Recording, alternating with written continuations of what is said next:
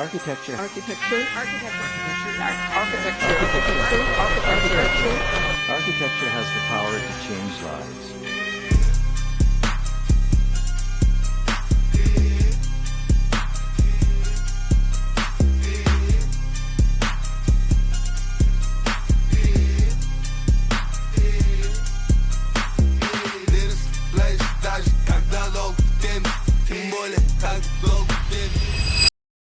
Buyuk arxitektorlar. Antonio Gaudi, Alvar Aalto, Noel, Frank Lloyd, Norman Foster, Richard Mayer, Tadao Ando, Le Corbusier, Fran Gehry. Bu ro'yxatda davom ettirsam bo'ladi.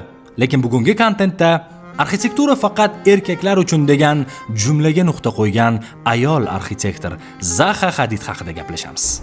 Zaha Hadid o'zi kim? Uning arxitektura va dizayn industriyasiga qo'shgan hissasi-yu, qilgan ishlari va realizatsiyalari bilan tanishamiz. Videoni boshlashdan oldin kanalga obuna bo'lib, like va qo'ng'iroqchani bosib qo'yish esdan chiqmasin, chunki kanalimiz saviyasi sizlar bilan yuqorilaydi. Boshladik. Tokioda joylashgan Olimpiya stadioni, Germaniyadagi Beethoven konsert zali va Yekaterinburgdagi filarmoniya. Bu loyihalar bir insonga tegishli. Bu inson Zaha Hadid. Zaha Muhammad Hadid 1951-yil 31-oktyabrda Iroqning Bag'dod shahrida boy va ziyoli oilada tug'ilgan. Zaha arxitekturadan oldin Bayrutdagi Amerika universitetida matematika bo'yicha tahsil olgan. Bu uning kelajakdagi murakkab geometrik loyihalarda poydevor bo'ldi. 1972-yilda u Londondagi arxitektura assotsiatsiyasi maktabiga o'qishga kirdi. Bu yerda uning ustozlari mashhur Rem Koolhaas va Elia Zenklis edi. Zaha Hadidning 1977-yilda Londondagi arxitektura assotsiatsiyasida himoya qilgan diplom ishi arxitektura tarixidagi eng mashhur talabalik loyihalardan biri hisoblanadi. Bu loyiha uning kelajakdagi dekonstruktivistik uslubiga poydevor qo'ygan. Dekonstruktivistik. What? Qaytarib ko'ringchi? Dekonstruktivistik. What? Bro, what are you talking about, man? Diplom loyiha nomi Malevichning tektonikasi deb nomlangan. Zaha Hadid diplom ishi uchun mavzu tanlashda rus avangard san'ati, xususan Kazimir Malevichning suprematizm nazariyasidan ilhomlangan. Loyiha Londonning Temza daryosi ustidagi Hungerford ko'prigida joylashgan yirik mehmonxona majmuasini o'z ichiga olgan.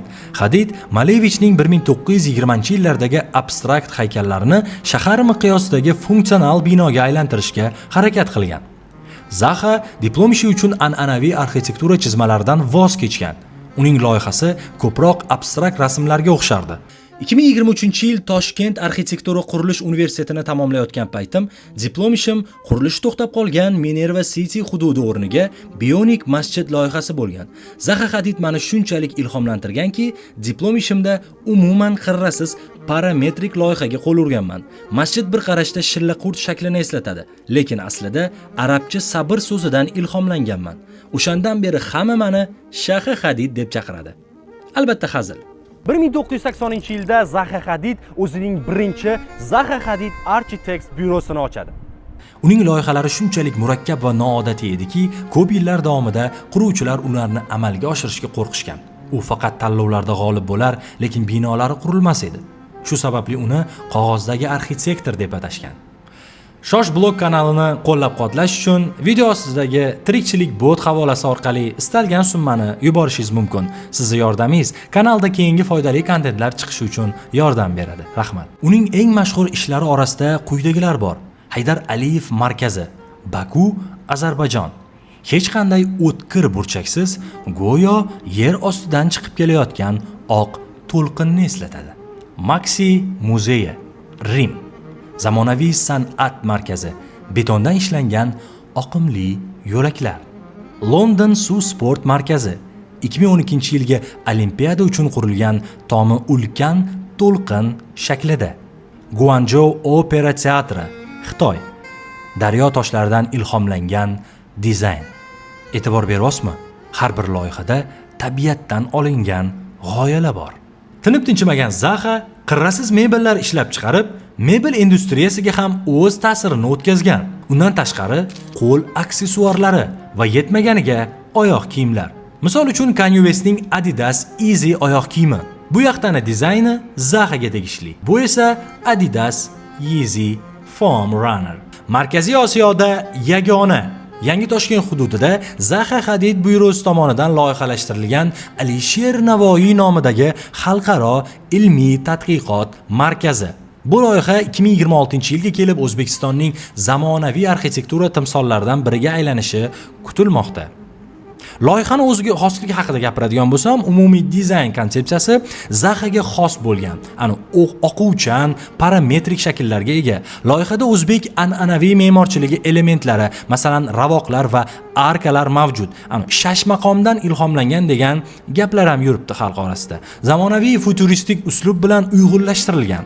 Binoning tarkibi markaz umuman faqat muzey emas, balki keng qamrovli madaniyat maskani bo'ladi. Unda Alisher Navoiy nomidagi adabiyot muzeyi, 30 mingdan ortiq nodir qo'lyozmalar saqlanadigan xalqaro tadqiqot markazi, turist kishiga mo'ljallangan konferensiya zali joy oladi.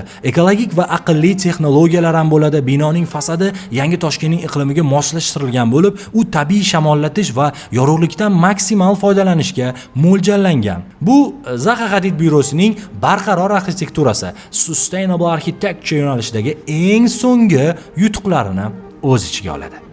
Arxitektura faqat erkaklar uchun degan jumlaga nuqta qo'ygan ayol arxitektor Zaxa Hadid 2016-yil 31-martda AQShning Mayami shahrida bronxitdan davolanayotgan vaqtida yurak xurujidan 65 yoshida vafot etadi. U vafot etganidan keyin ham uning byurosi Patrik Shumaxer rahbarligida faoliyatini davom ettirmoqda. Bugungi kunda dunyo bo'ylab qurilayotgan yirik aeroportlar, masalan Pekindagi Daxing aeroporti va stadionlar uning chizmalari asosida barpo etilmoqda. Zaxa Hadid arxitekturada neofuturizm yo'nalishiga asos solgan va imkonsiz deb hisoblangan egri shakllarni real binolarga aylantira olgan daho edi.